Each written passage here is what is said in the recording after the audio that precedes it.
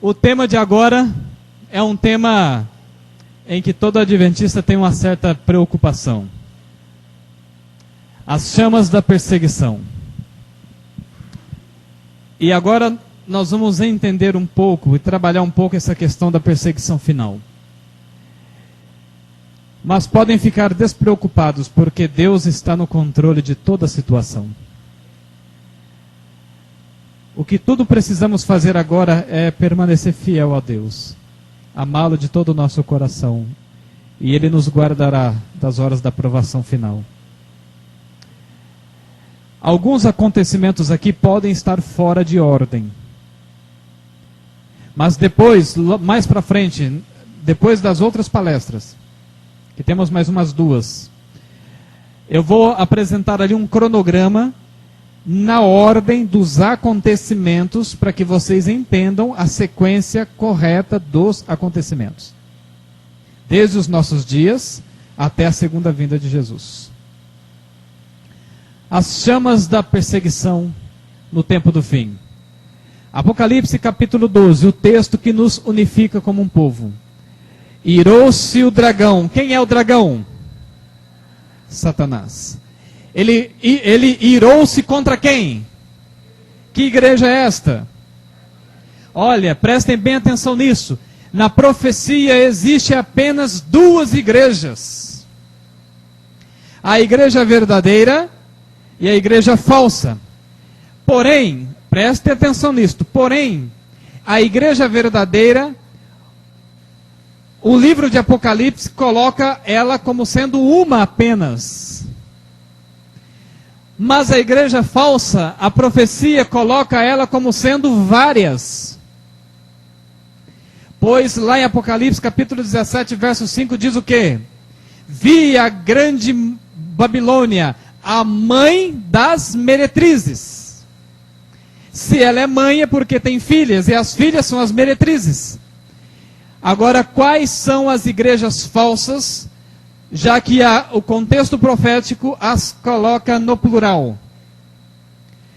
As igrejas falsas são todas aquelas que são semelhantes à mãe. Um dos projetos de unificação ecumênica é: vamos unir as religiões em pontos que elas são comuns.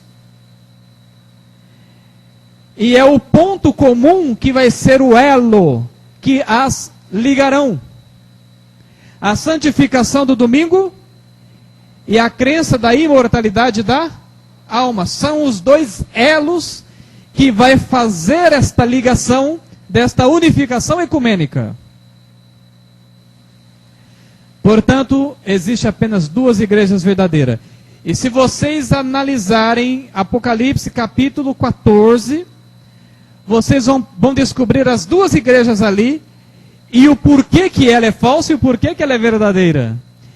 Inclusive os pioneiros da igreja adventista, de 1844 até mais ou menos 1850, chegaram à conclusão da Babilônia, que ela seria a Babilônia, porque em Apocalipse capítulo 14, no verso 11 e o verso 12, são dois versos opostos, porque no verso 11, no verso 12, a igreja é verdadeira porque guarda os mandamentos de Deus, mas no verso 11, a igreja ali é falsa porque se opõe aos mandamentos de Deus.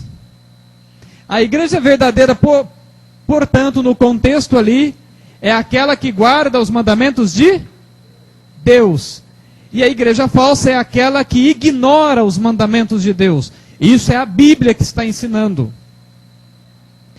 Tanto que aqui no capítulo 12, versículo 17, diz assim: irou-se Satanás, o dragão, contra a mulher, quer dizer, contra a igreja verdadeira. Ele não está irado contra a igreja falsa. Inclusive, se você estiver lá fora no mundão, ele não vai estar nem aí para você, está perdido mesmo. Portanto, aqui diz: irou-se o dragão contra a igreja, e foi fazer o quê? Guerra ao resto do quê? Por que resto? É o que sobrou desde Adão e Eva. Porque a verdade que nós hoje praticamos, e conhecemos e acreditamos, são as mesmas verdades, a princípio ensinados a Adão e Eva em toda a geração da igreja, em todos os tempos. guardar os mandamentos de Deus e ter a fé em Jesus Cristo. Inclusive o sábado. Este é o sentido, o significado de cumprir a lei, dar exemplo, obedecer. Caso deva haver uma volta da perseguição, será dada graça para suportar isto, para despertar toda a energia da alma para mostrar o verdadeiro heroísmo. Deus o habilitará. Se você tiver que ser um mártir, Deus o habilitará para isto.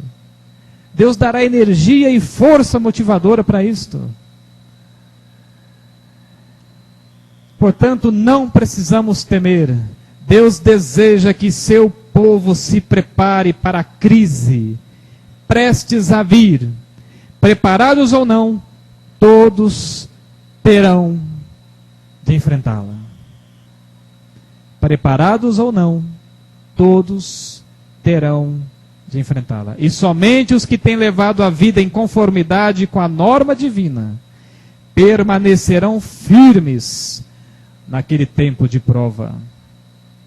Porque a chuva temporã está sendo derramada hoje. A chuva temporã é o poder do Espírito Santo que está sendo derramado sobre o povo hoje. Portanto, imaginem dois copos. Um copo com a boca virada para cima e um copo com a boca virada para baixo. Se você colocar esses dois copos nesta posição lá fora, no momento da chuva, eu pergunto, qual dos copos vai encher-se? Qual? O pessoal aí do fundo, o que vocês acham? O pessoal da cozinha aí.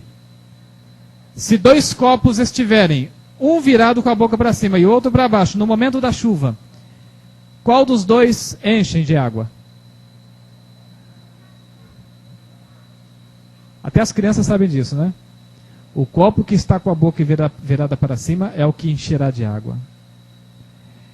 Portanto, nós temos que ser como o copo que está com a boca virada para que a chuva temporã do Espírito Santo encha o copo da nossa vida. Só assim para estarmos preparados. O problema é que tem muitos hoje que são como copos que estão virados com a boca para baixo. Estão 10 anos da igreja e continua sendo do mesmo jeito. Não muda nada. Porque estão com o copo virado para baixo.